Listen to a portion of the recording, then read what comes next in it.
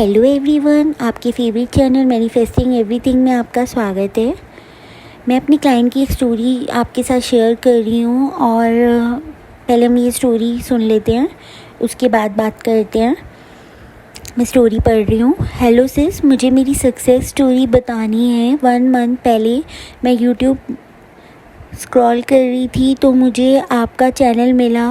मैं उस टाइम बस ऐसे इंसान को ढूंढ रही थी कि बस कोई मिल जाए जिसे मैं अपनी बात शेयर करूं। ऐसे तो लॉ ऑफ अट्रैक्शन के बहुत सारे कोच मिले पर सब मेरे बजट के बाहर थे। मैंने सोचा चलो इनसे ही बात कर लेते हैं। मैंने सिस को मैसेज किया कि मुझे लव मैरिज करनी है बट एसपी की फैमिली रेडी नहीं है और मेरी शादी कहीं और फिक्स है। तो सिस इतनी प्यारी हैं कि बिना सेशन के ही इतनी सारी बात की और हेल्प की। मैंने सोचा अब मुझे इनसे सेशन लेना है जो मुझे पूरा टाइम दे और मेरी विश पूरी होने में पूरा मेरा साथ दे। फिर मेरी बात हुई सिस से तो उन्होंने बताया कि देखो, तुम सोचो मत इतना, करंट रियलिटी पे इतना फोकस मत करो, 3D बदल जाएगा, नो टेंशन, बस तुम अपने आप से प्यार करो। बट मैं समझ नहीं रही थी क्योंकि मेरी शादी 12 दिसंबर को थी जो मुझे नहीं करनी थी। मेरी फैमिली ज़बरदस्ती करवा रहे थे और मुझे कुछ समझ नहीं आ रहा था। यहाँ फैमिली ज़बरदस्ती कर रही थी, ऊपर से एसपी बात नहीं मान रहे थे। अपनी फैमिली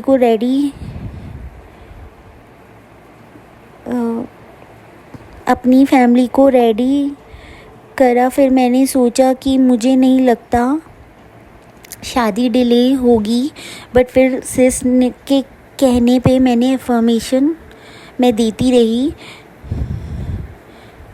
सिस ने बोला देखो तुम करो रोबोटिक अफर्मेशन, ये काम करता है। फिर मैंने करना स्टार्ट किया।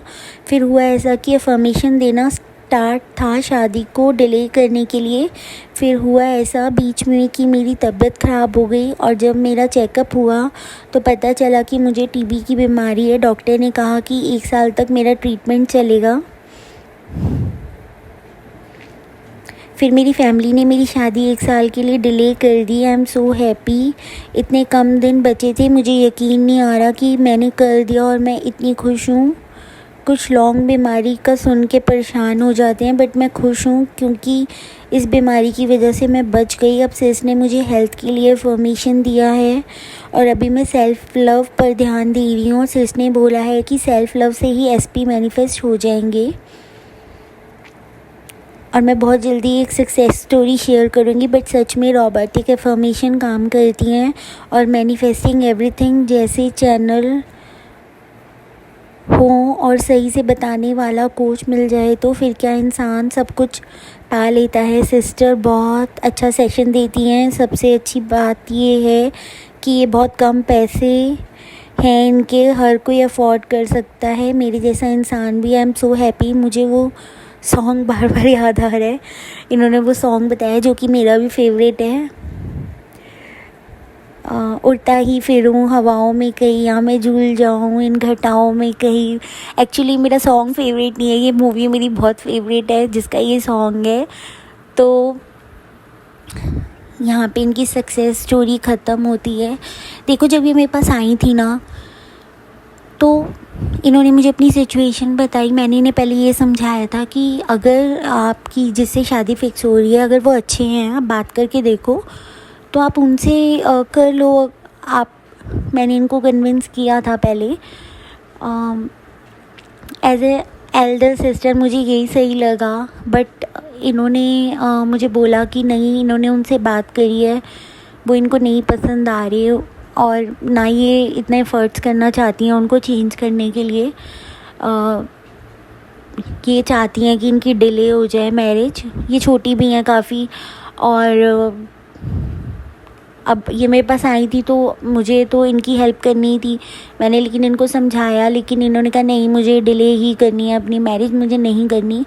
तो मैंने इन्हें अफर्मेशंस दी थी लेकिन इस बीच इनको पता चला इनको ये डिज़ीज़ है तो मुझे बहुत बुरा लगा ये सुनकर। लेकिन पता नहीं क्यों ये बहुत खुश थी, मैं बिल्कुल खुश नहीं हुई। लेकिन ये कहती कि इस वजह से ऐसा हुआ है कि इनकी फैमिली ने डिले कर दिया है और 1 साल तक इनका ट्रीटमेंट चलेगा और उसके बाद ही कोई डेट फिक्स होगी।